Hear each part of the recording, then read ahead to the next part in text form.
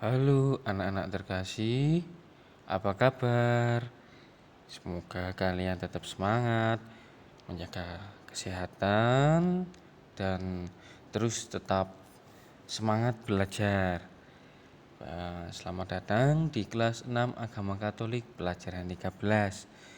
Baik anak-anak, sebelum kita memulai pembelajaran hari ini, marilah kita siapkan hati untuk berdoa.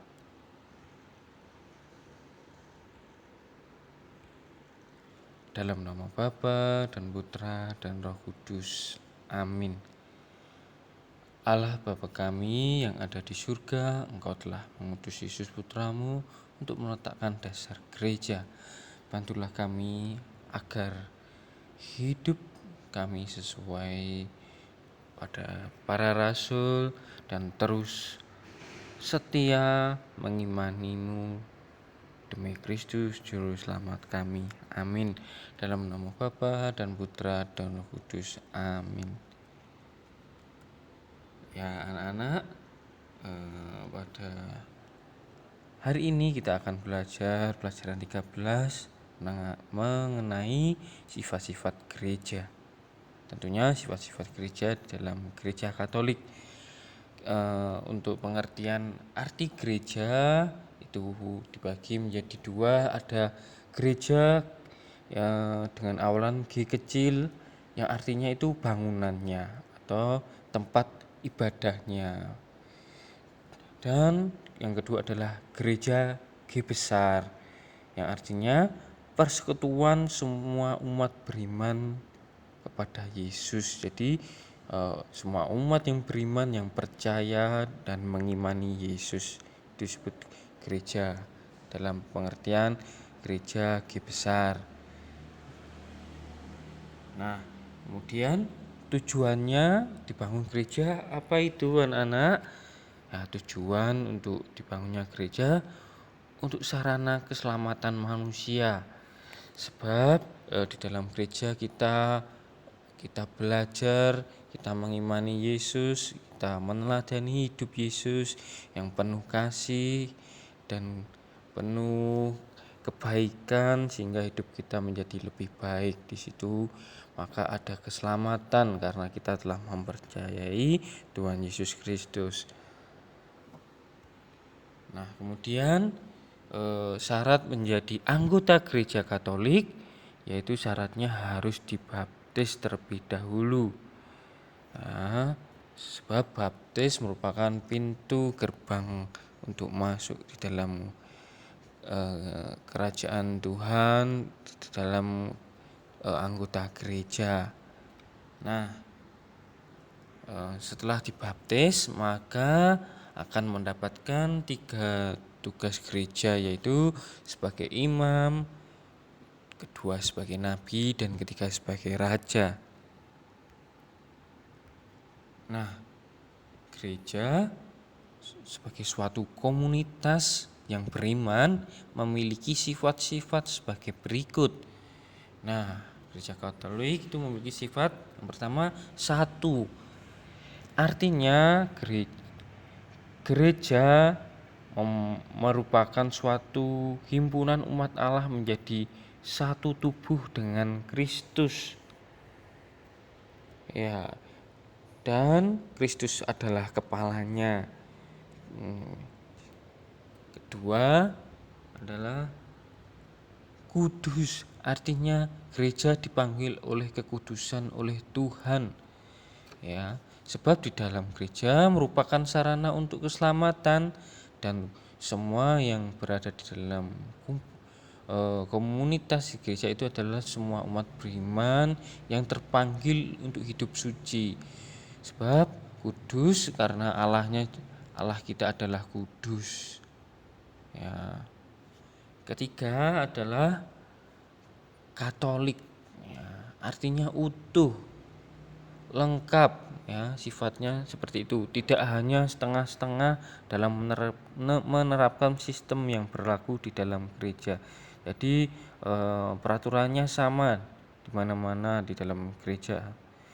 Dan sifatnya lagi universal, yaitu umum, tidak membeda-bedakan, dan tidak ada sekat-sekat yang membedakan, tidak ada golongan kaya dan miskin, semuanya yang berkumpul dalam iman Kristus itu semuanya sama, boleh dari suku mana saja, begitu.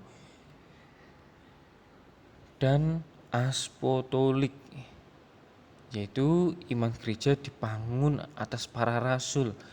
Nah, kita ketahui bahwa gereja itu berada mulai dibangun oleh para rasul. Maka dari itu gereja itu harus setia dan mempelajari Injil.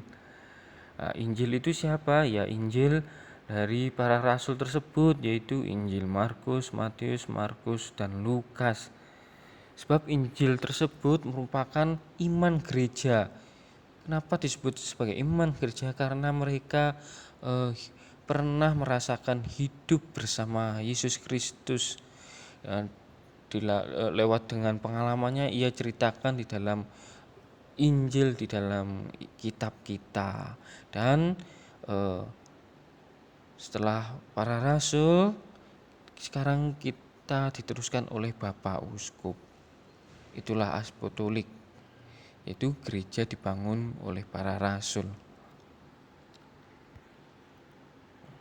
Nah, anak-anak, kita dengarkan bacaan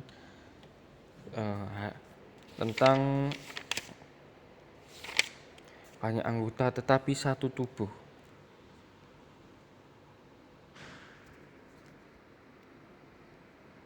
Karena sama seperti tubuh itu satu, dan anggota-anggotanya banyak, dan segala anggota itu, sekalipun banyak, merupakan satu tubuh.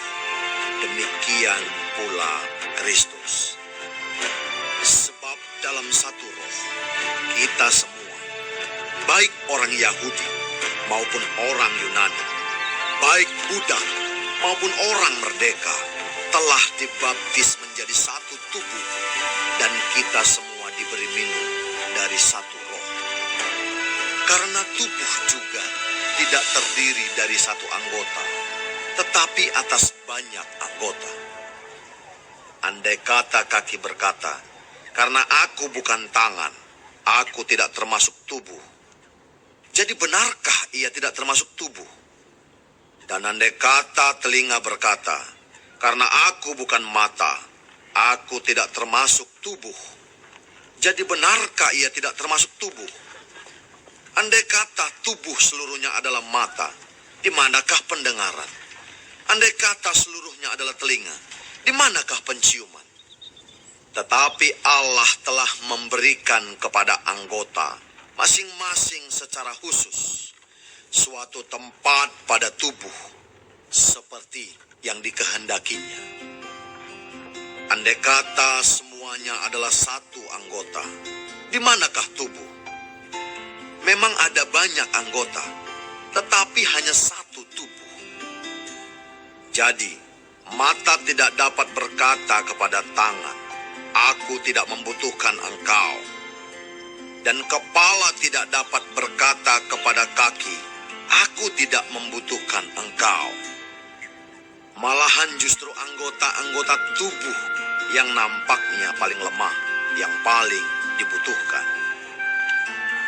Dan kepada anggota-anggota tubuh yang menurut pemandangan kita kurang terhormat, kita berikan penghormatan khusus. Dan terhadap anggota-anggota kita yang tidak elok, kita berikan perhatian khusus. Hal itu tidak dibutuhkan oleh anggota-anggota kita yang elok.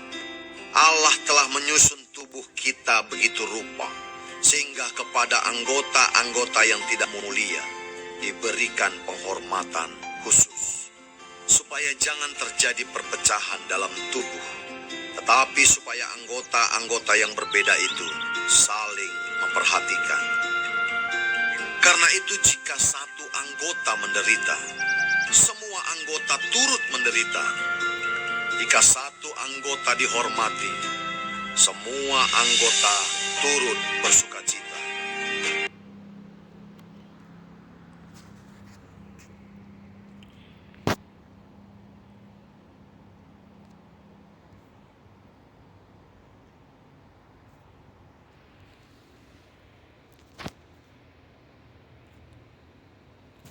Ya, baik anak-anak, itu merupakan tentang banyak anggota tetapi satu tubuh.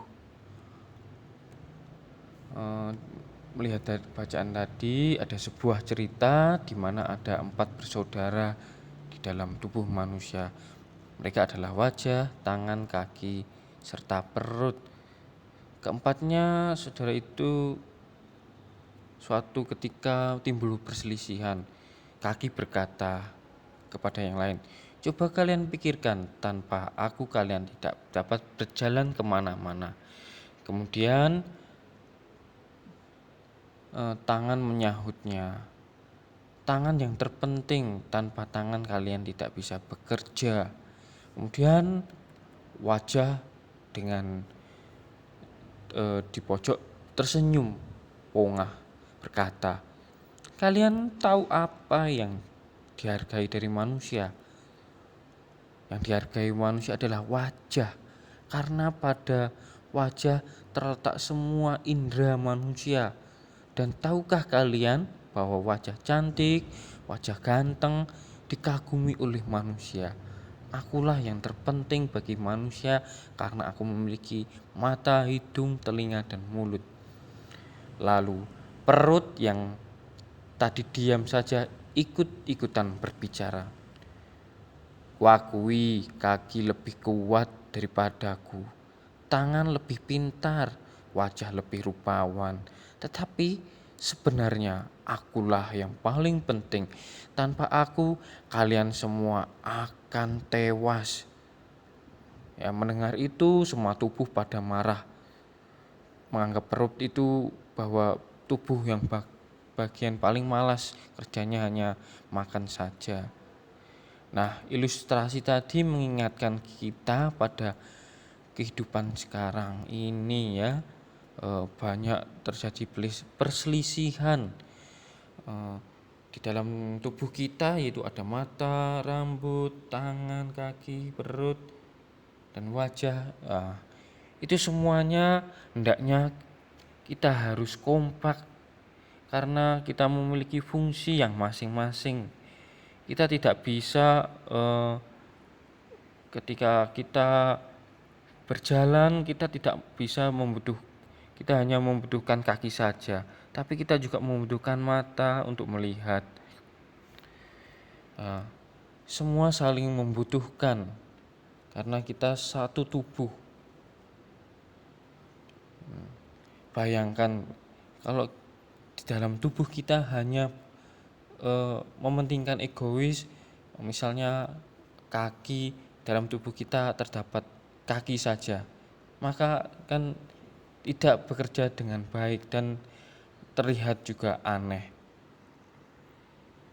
Nah, di dalam Rasul Petrus kepada jemaat di Korintus tadi, Paulus mengatakan kita ini adalah satu tubuh dan kepalanya adalah Kristus dan kita adalah anggotanya.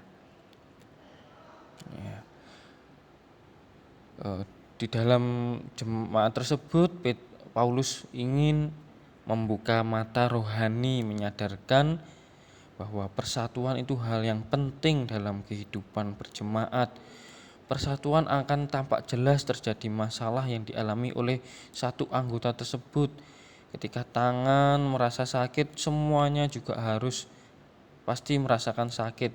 Misalnya kalau kita jatuh, kaki kita luka, pasti semua juga ikut merasakan sakit. Ya. Di dalam persatuan dan kedamaian dan keteraman, di sana juga ada sukacita. Maka kita harus saling bekerja sama di dalam suatu kehidupan. Di dalam suatu kehidupan kita itu memiliki sifat masing-masing dan kemampuan kita pun masing-masing. Fungsi kita juga masing-masing. Nah, jadi satu sama lain kita harus saling melengkapi agar semua tercapai rasa persaudaraan, kesatuan yang erat. Alangkah indahnya persatuan yang Tuhan kerjakan di antara bagian tubuh kita, biarlah kiranya persatuan itu semakin erat dan semakin nyata. Maka semua yang kita lakukan, semua anugerah yang diberikan Tuhan itu kita lakukan juga untuk menjadi berkat Tuhan, kembali kepada Tuhan sesuai ajaran Tuhan. Begitu anak-anak. Nah, anak-anak ada tugasnya adalah tulislah di buku kalian, di buku tulis kegiatan yang pernah kalian di dalam suatu gereja atau tempat ibadah kalian. Terus kemudian ceritakan dalam kegiatan tersebut apa saja yang kalian lakukan. Ketiga, terus manfaat apa yang kalian dapatkan di dalam kegiatan tersebut. Begitu anak-anak, nanti dikirim di Google Classroom. Terima kasih, Tuhan memberkati. Amin.